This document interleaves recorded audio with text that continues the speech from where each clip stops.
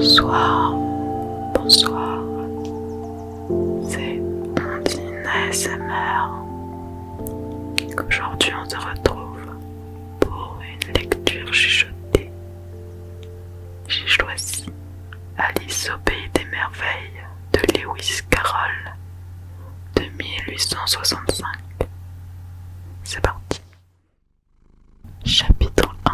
Descente dans le terrier du lapin. Alice commençait à se sentir très lasse de rester assise à côté de sa sœur sur le talus et de n'avoir rien à faire. Une fois ou deux, elle avait jeté un coup d'œil sur le livre que lisait sa sœur, mais il ne contenait ni images, ni dialogue. Et pensait Alice, à quoi peut bien servir un livre où il n'y a ni image, ni dialogue? Elle se demandait, dans la mesure où elle était capable de réfléchir, car elle se sentait toute endormie et toute stupide à cause de la chaleur, si le plaisir de tresser une guirlande de pâquerettes valait la peine de se lever et d'aller cueillir les pâquerettes, lorsque, brusquement, un lapin blanc aux yeux roses passa en courant près d'elle. Ceci n'avait rien de particulièrement remarquable, et Alice ne trouva pas non plus tellement bizarre d'entendre le lapin se dire à mi-voix « Oh mon Dieu, je vais être en retard !» Lorsqu'elle y réfléchit par la suite, il lui vint à l'esprit qu'elle aurait dû s'en étonner. Mais, sur le moment, cela lui sembla tout naturel. Cependant, lorsque le lapin tira bel et bien une montre de la poche de son gilet, regarda l'heure et se mit à courir de plus belle, Alice se dressa d'un bond, car, tout à coup, l'idée lui était venue qu'elle n'avait jamais vu de lapin pourvu d'une poche de gilet, ni d'une montre à tirer de cette poche blanche. Dévorée de curiosité, elle traversa le champ en courant à sa poursuite et eut la chance d'arriver juste à temps pour le voir s'enfoncer comme une flèche dans un large terrier placé sous la haie. Un instant plus tard, elle y pénétrait à son tour sans se demander une seule fois comment diable elle pourrait bientôt sortir. Le terrier était d'abord creusé horizontalement comme un tunnel, puis il présentait une pente si brusque et si raide qu'Alice n'eut même pas le temps de songer à s'arrêter avant de se sentir tomber dans un puits apparemment très profond. Soit que le puits fût très profond, soit qu'Alice tomba très lentement. Elle s'aperçut qu'elle avait le temps, tout en descendant, de regarder autour d'elle et de se demander ce qu'il allait se passer. D'abord, elle essaya de regarder en bas pour voir où elle allait arriver, mais il faisait trop noir pour qu'elle pût rien distinguer. Ensuite, elle examina les parois du puits et remarqua qu'elles étaient garnies de placards et d'étagères. Par endroits, des cartes de géographie et des tableaux se trouvaient accrochés à des pitons. En passant, elle prit un pot sur une étagère. Il portait une étiquette sur laquelle on lisait « Marmelade d'orange ». Marmelade d'orange. Mais, à la grande déception d'Alice, il était vide. Elle ne voulut pas le laisser tomber, de peur de tuer quelqu'un, et elle s'arrangea pour le poser dans un placard devant elle passait tout en tombant. Ma foi, songea-t-elle, après une chute pareille, cela me serait bien égal, quand je serai à la maison, de dégringoler dans l'escalier. Ce qu'on va me trouver courageuse. Ma parole, même si je tombais du haut du toit, je n'en parlerai à personne. Supposition des plus vraisemblables en effet. Plus bas, encore plus bas, toujours plus bas. Est-ce que cette chute ne finira jamais? Je me demande combien de kilomètres j'ai pu parcourir, dit-elle à haute voix. Je ne dois pas être bien loin du centre de la Terre. Voyons, cela ferait une chute de 6 à 7 000 kilomètres. Du moins, je le crois. Car voyez-vous, Alice avait appris en classe pas mal de choses de ce genre. Et quoique le moment fût mal choisi pour faire parade de ses connaissances, puisqu'il n'y avait personne pour l'écouter, c'était pourtant un bon exercice que de répéter tout cela. Oui, cela doit être la distance exacte, mais par exemple, je me demande à quelle latitude et à quelle longitude je me trouve. Alice n'avait pas la moindre idée de ce qu'était la latitude, pas plus d'ailleurs que la longitude. Mais elle jugeait que c'était de très jolis mots, impressionnants à prononcer. Bientôt, elle recommença. Je me demande si je vais traverser la terre d'un bout à l'autre. Cela sera rudement drôle d'arriver au milieu de ces gens qui marchent la tête en bas. On les appelle les antipathes, je crois. Cette fois, elle fut toute heureuse de ce qu'il n'y eut personne pour écouter, car il lui sembla que ce n'était pas du tout le mot qu'il fallait. Mais je serais alors obligée de leur demander quel est le nom du pays, bien sûr. S'il vous plaît, madame, suis-je en Nouvelle-Zélande ou en Australie? Et elle essaya de faire la révérence tout en parlant. Imaginez ce que peut être la révérence pendant qu'on tombe dans le vide. Croyez-vous que vous en seriez capable? Et la dame pensera que je suis une petite fille ignorante. Non, il faudra mieux que ne rien demander. Peut-être que je verrai le nom écrit quelque part. Plus bas, encore plus bas, toujours plus bas. Comme il n'avait rien d'autre à faire, Alice se remit bientôt à parler. Je vais beaucoup manquer à Tina ce soir, j'en ai bien peur. Tina était son chat. J'espère qu'on pensera à lui donner sa soucoupe de lait à l'heure du thé. Ma chère Tina, comme je voudrais t'avoir ici avec moi. Il n'y a pas de souris dans l'air, je le crains fort. Mais tu pourrais attraper une chauve-souris. Et cela, vois-tu, cela ressemble beaucoup à une souris. Mais est-ce que les chats mangent les chauves-souris? Je me le demande.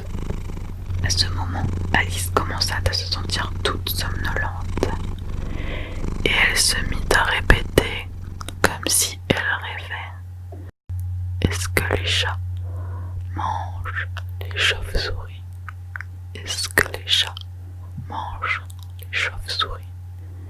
Et parfois, est-ce que les chauves-souris mangent les chats? Car, voyez-vous, comme elle était incapable de répondre à aucune des deux questions, peu importe qu'elle posât l'une ou l'autre, elle se sentit qu'elle s'endormait pour de bon, et elle venait de commencer à rêver qu'elle marchait avec Tina, la main dans la patte, en lui demandant très sérieusement: Allons, Tina, dis-moi la vérité. As-tu jamais mangé une chauve-souris? Quand brusquement, patatras, elle atterrit sur un tas de branchages et de feuilles mortes, et sa chute prit fin. Alice ne s'était pas fait le moindre mal et fut sur pied en un moment. Elle leva les yeux, mais tout était noir au-dessus de sa tête. Devant elle s'étendait un autre couloir où elle vit le lapin blanc en train de courir à toute vitesse. Il n'y avait pas un instant à perdre. Voilà notre Alice partie, rapide comme le vent. Elle eut juste le temps d'entendre le lapin dire en tournant un coin: Par mes oreilles et mes moustaches, comme il se fait tard. Elle tourna le coin à son tour, très peu de temps après lui. Mais quand elle eut tourné, le lapin avait disparu. Elle présent dans une longue salle basse, éclairée par une rangée de lampes accrochées au plafond. Il y avait plusieurs portes autour de la salle, mais elles étaient toutes fermées à clé. Quand Alice eut marché d'abord dans un sens, puis dans l'autre, en essayant de les ouvrir une par une, elle s'en alla tristement vers le milieu de la pièce, en se demandant comment elle pourrait bien faire pour en sortir. Brusquement, elle se trouva près d'une petite table à 3 pieds, entièrement faite de verre massif, sur laquelle il y avait une minuscule clé d'or. Et Alice pensa aussitôt que cette clé pouvait fort bien ouvrir l'une des portes de la salle. Hélas, soit que les serrures fussent trop larges, soit que la clé fût trop petite, aucune porte ne voulut s'ouvrir. Néanmoins, la deuxième fois qu'Alice fit le tour de la pièce, elle découvrit un rideau bas qu'elle n'avait pas encore remarqué. Derrière ce rideau se trouvait une petite porte haute de 40 cm environ. Elle essaya d'introduire la petite clé d'or dans la serrure et elle fut ravie de constater qu'elle s'y adaptait parfaitement. Alice ouvrit la porte et vit qu'elle donnait sur un petit couloir guère plus grand qu'un trou de rat. S'étant agenouillée, elle aperçut au bout du couloir le jardin le plus adorable qu'on puisse imaginer. Comme elle désirait sortir de cette pièce sombre pour aller se promener au milieu des parterres de fleurs aux couleurs éclatantes et des fraîches fontaines, mais elle ne pourrait même pas faire passer sa tête par l'entrée.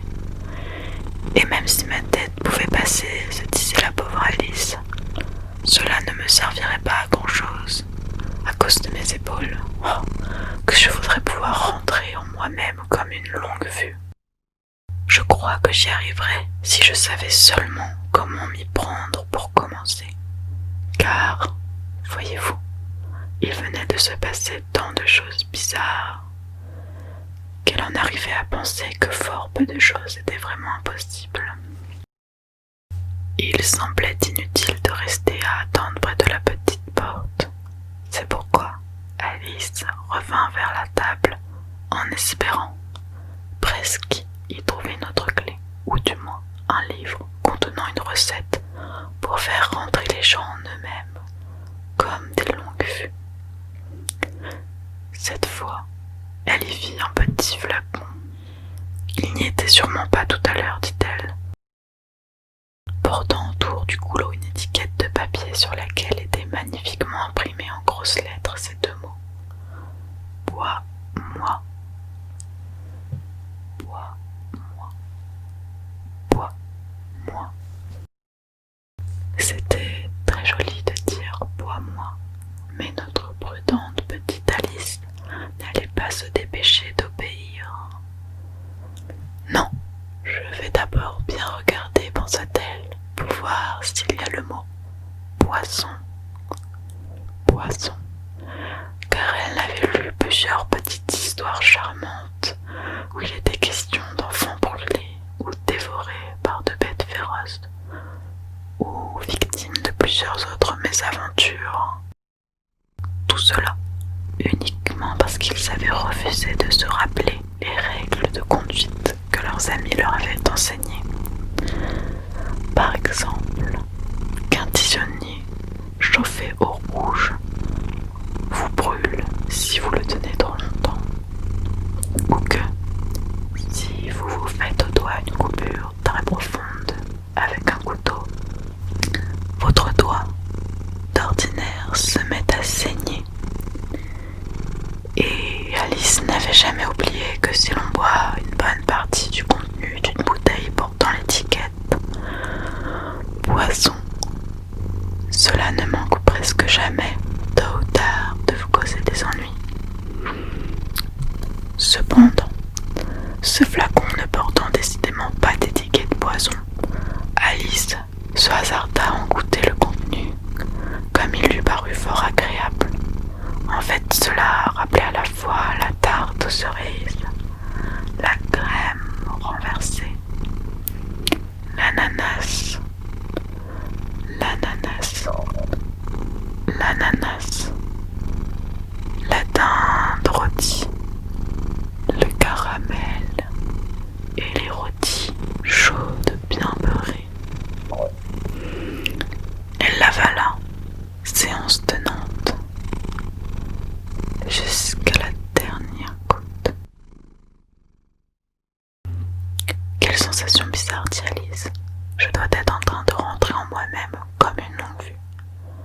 Et c'était bien exact. Elle ne mesurait plus que 25 centimètres.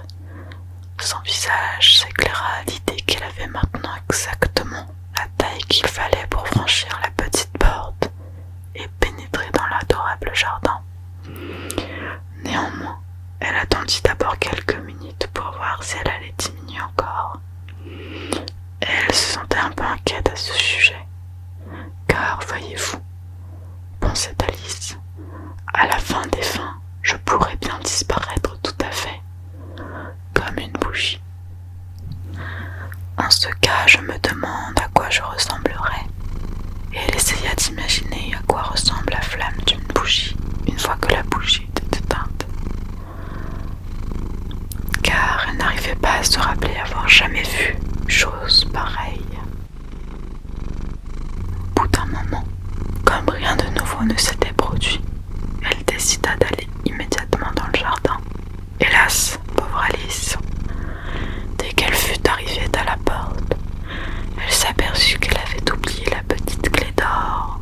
Et quand elle revint à la table pour s'en saisir, elle s'aperçut qu'il lui était impossible de l'atteindre. Quoiqu'elle pût la voir très nettement à travers le verre, elle essaya tant qu'elle put d'escalader un des pieds de la table. Mais il était trop glissant. Aussi, après s'être épuisée en efforts inutiles, la pauvre petite s'assit et fondit en larmes. « Allons, cela ne sert à rien de pleurer comme cela, » se dit-elle d'un ton sévère.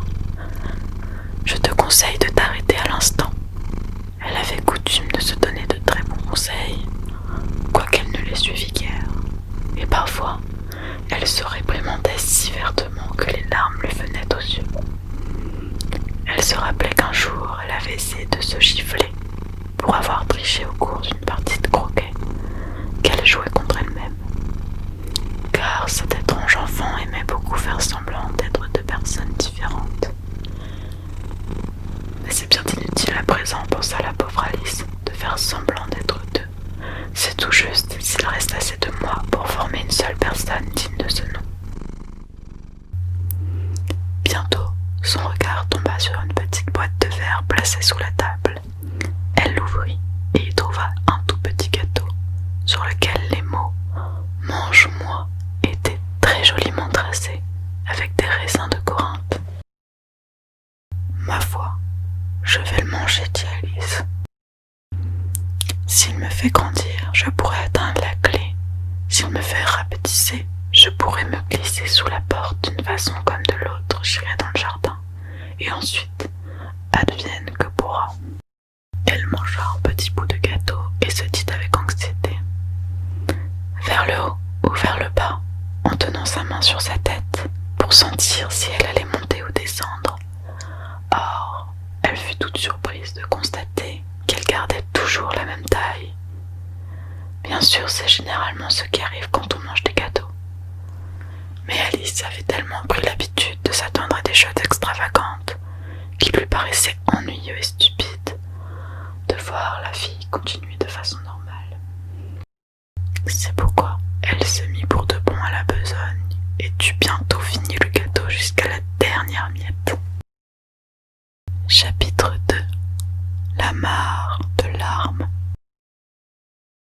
De plus en plus curieux, s'écria Alice.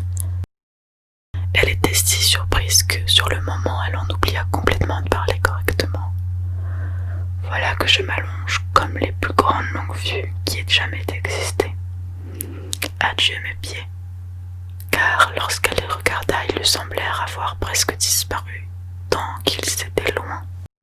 Oh mes pauvres petits pieds, je me demande qui vous mettra vos bas et vos souliers à présent, mes chéris. Pour moi, c'est sûr, j'en serais incapable.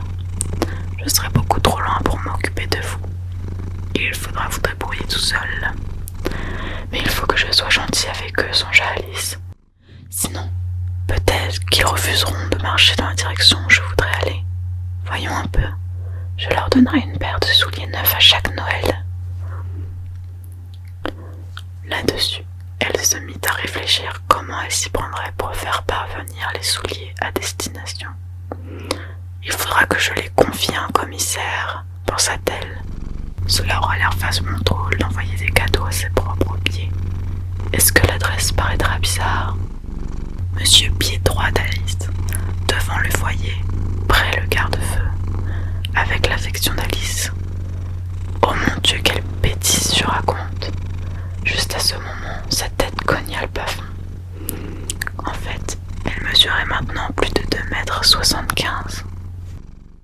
Elle s'empara immédiatement de la petite clé d'or et revint en toute hâte vers la porte du jardin.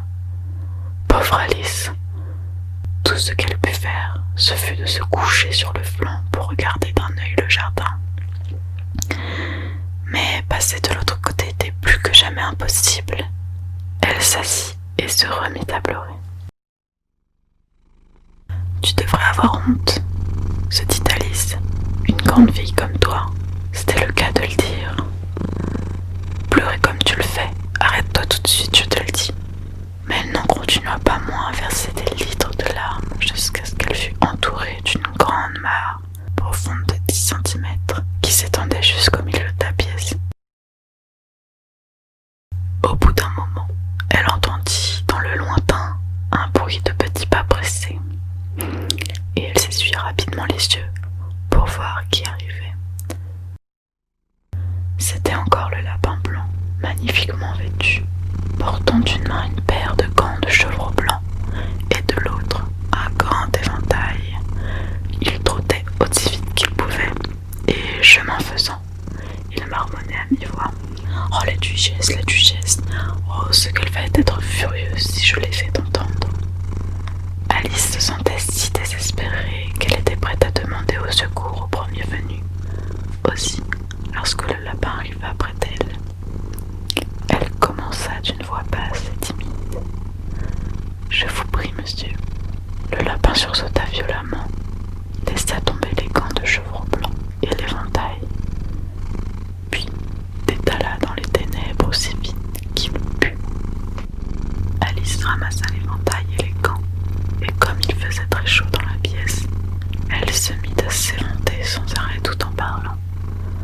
Mon Dieu, comme tout est bizarre aujourd'hui. Pourtant hier les choses se passaient normalement. Je me demande si on ne m'a changé pendant la nuit. Voyons, réfléchissons. Est-ce que j'étais bien là quand même quand je me suis levée ce matin? Je crois me rappeler que je me suis sentie un peu différente.